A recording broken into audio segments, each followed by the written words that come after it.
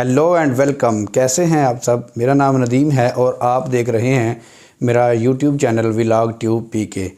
आज की इस वीडियो में मैं आपको मुकम्मल रिव्यू दूंगा होंडा प्राइडर के बारे में। होंडा प्राइडर 2022 मॉडल जो मैंने रिसेंटली परचेज़ किया है।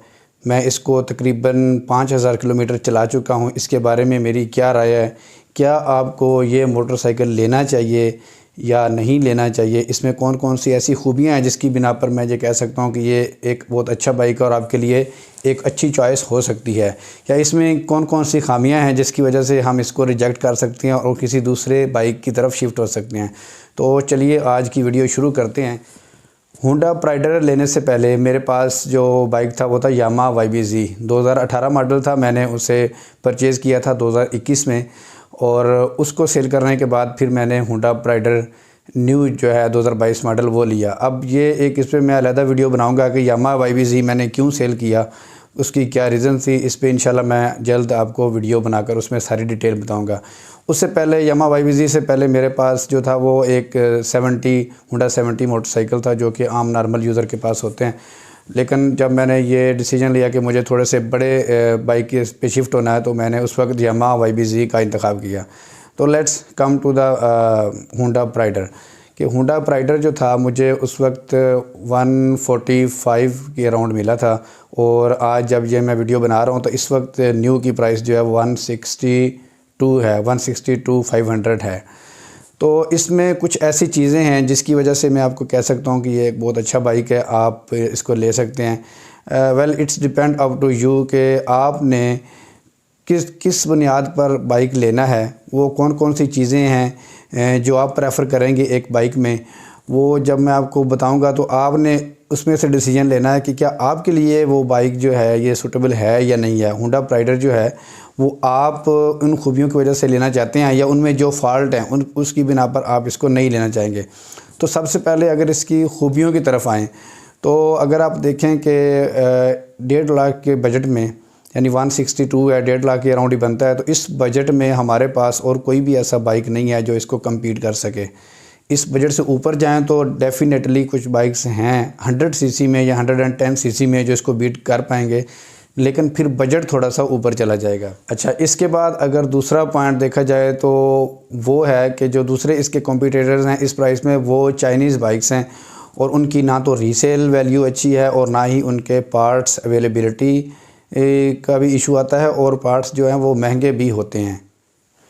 अच्छा, तीसरा अगर इसकी मैं बात करूं तो इसकी जो मेन वजह थी जिसकी वजह से मैंने इसे परचेज़ किया वो था इसका कंफर्टेबल। अब कंफर्टेबल में कुछ लोग कहेंगे कि जो सुजुकी 110 है वो होंडा प्राइडर से ज़्यादा कंफर्टेबल है, तो डेफ़िनेटली जो Suzuki 110 is the most comfortable bike, इसमें कोई शक नहीं है। लेकिन उसकी प्राइस रेंज अगर देखें तो इससे ऑलमोस्ट 1 लाख ज़्यादा प्राइस में आपको मिलता है और उसकी दूसरी वजह यह है कि उसके पार्ट्स भी महंगे हैं और रीसेल वैल्यू मतलब उसकी जो है वो होंडा प्राइडर जितनी नहीं है।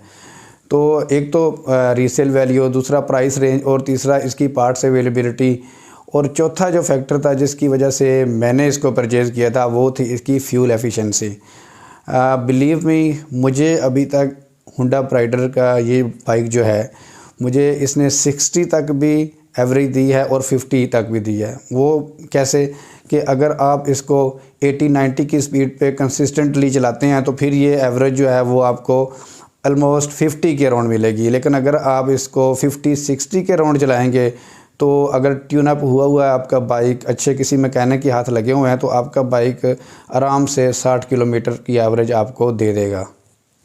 अच्छा, इसके अलावा जो इसमें एक और ख़ूबी है कि आपका जो सिटिंग पोस्चर है वो एक बहुत ही वेलकमिंग सा है। अच्छा, इसके बाद जो अगला रीज़न है, जैसे हम सिटिंग पोस्चर की बात कर रहे थे, तो नेक्स्ट जो मेरा रीज़न है इसको बाई करने का वो भी सिटिंग पोस्चर से रिलेटेड ही है कि अगर आपने पीछे फैमिली को बिठाना है तो this is the best bike.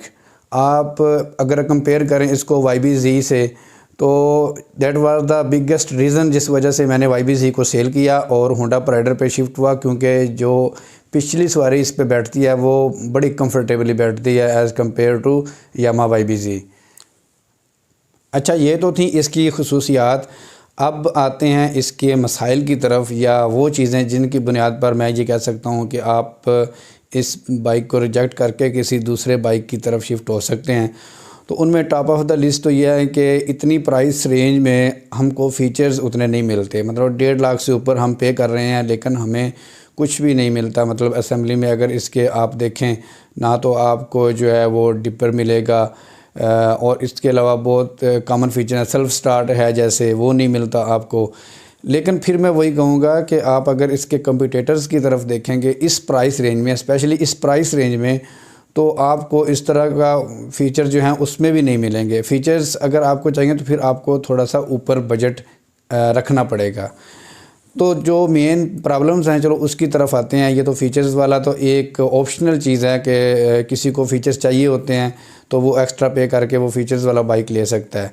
Main problems जो इसमें आती हैं वो ये है कि इसके पार्ट्स जो हैं वो बहुत जल्द आवाज़ देना शुरू हो जाते हैं। अगर आप एक ऐसे एरियाज़ में रहते हैं, ऐसे एरिया में रहते हैं जहाँ पे रोड जो हैं वो काफ़ी ख़राब हैं, तो मैं आपको कभी भी ये बाइक रेकमेंड नहीं करूँगा।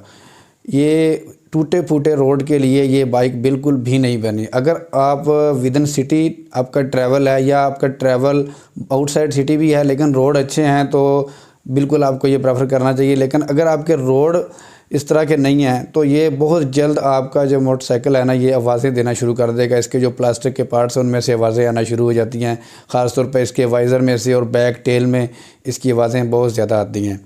उसके अलावा इसके जो 2022 मॉडल में कुछ लोग कहते हैं कि शायद ये 2022 मॉडल में स्पेशली है, लेकिन आपने मुझे बताना है अगर आपके पास होंडा प्राइडर है कौन सा मॉडल है और उसमें भी क्या ये फ़ॉल्ट है कि इसके जो गियर बॉक्स में या इंजन में शायद वो कोई आवाज़ सी आती रहती है।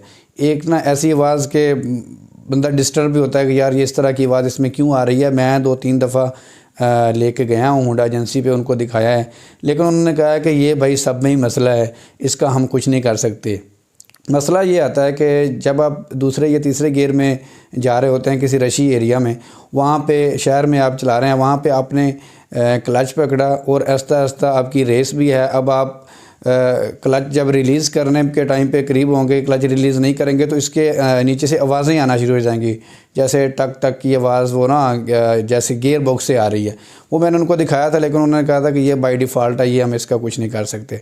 तो ये इसके चंद मसाइल हैं। बाकी इसका हेडलाइट का कुछ कहते हैं कि वो हेडलाइट कम है, वो बिल्कुल कम है हेडलाइट इसकी, लेकिन उसके सोल्यूशंस तो हैं डेफिनेटली। आप कोई और बल्ब लगा दें, मैंने भी इसके ऊपर एक वीडियो भी बनाई है कि मैंने इसमें कौन सा बल्ब इंस्टॉल किया, उसका लिंक मैं नीचे डिस्क्रिप्शन में दे दूँगा, आप वो जाकर वो वीडियो भी देख सकते हैं कि इसकी लाइट का प्रॉब्लम जो है वो किस तरह सॉल्व करना है। तो अब कंक्लूजन की तरफ आते हैं कि क्या आपको ये बाइक लेना चाहिए या नहीं लेना चाहिए। पहली बात तो यह है कि अगर आपको इस प्राइस रेंज में ही बाइक लेना है, मतलब आपका बजट 1.5 लाख ही है और आपने एक नया बाइक लेना है, तो आपको होंडा प्राइडर के अलावा कोई भी अच्छा ऑप्शन नहीं मिलेगा। अगर आपका बजट है और आप बाइक लेना चाह रहे हैं कि वो जो बाइक स्मूथ भी हो, दिखने में भी खूबसूरत हो, फ्यूल एवरेज भी अच्छी हो, तो फिर मैं कहूँगा कि आप GD110S की तरफ जाएं, GD110S को परचेज़ करें। लेकिन अगर आप उससे भी थोड़ा सा ऊपर जाना चाहते हैं, आपको लगता है कि GD110S उसमें कुछ मसाइल हैं कि वो अगर डबल सवारी उस पर बैठे तो वो अगर स्पीड ब्रेकर्स पे नीचे लग जाती है और एक छोटी बाइक मतलब 70 टाइप की लगती है। अगर आपको उससे भी अच्छी लुक चाहिए तो फिर आप यामा YBZ DX की तरफ जा सकते हैं, वो एक डिफरेंट रेंज में फिर आ जाएंगे। और इसके अलावा मोस्ट कॉमन जो चीज़ें हैं कि हमें एक ऐसा बाइक चाहिए होता है जिसके पार्ट्स इजीली अवेलेबल हों, जिसके मैकेनिक इजीली अवेलेबल हों, जिसकी रीसेल वैल्यू अच्छी हो, तो फिर आपको डेफिनेटली होंडा प्राइडर जो है वो आपकी बेस्ट चॉइस है और मैं ये रेकमेंड करूँगा कि आप होंडा प्राइडर की तरफ जाएं। अब ये मैं नहीं कह रहा कि आप बिल्कुल वही ख़रीदें, मैंने आपको ये बता दिया है कि अगर आपके पास बजट है और आप ऊपर जा सकते हैं, बजट 2 लाख 2-2.5 लाख तक ले सकते हैं, तो फिर आपके पास दूसरे ऑप्शंस अवेलेबल होते हैं। अदरवाइज़ इस प्राइस में आपके पास और कोई ऑप्शन नहीं रह जाता।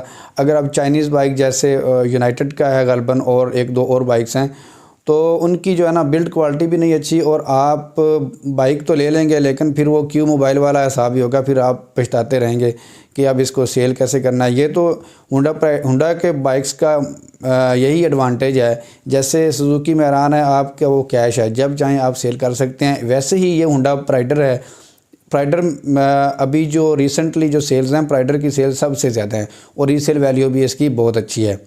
तो ये तो सारी चीज़ें थी जो मैंने आपको बताई। अब आप क्या इन सारी चीज़ों की बुनियाद पर इस बाइक को लेना चाहेंगे या जो इसमें मैंने फ़ॉल्ट बताए हैं उसकी वजह से नहीं लेना चाहेंगे, ये भी आप मुझे नीचे कमेंट बॉक्स में बता सकते हैं। मुझे अपनी दुआओं में याद रखिएगा। इंशाल्लाह मिलते हैं अगले रिव्यू में। अल्लाह हाफ़िज़।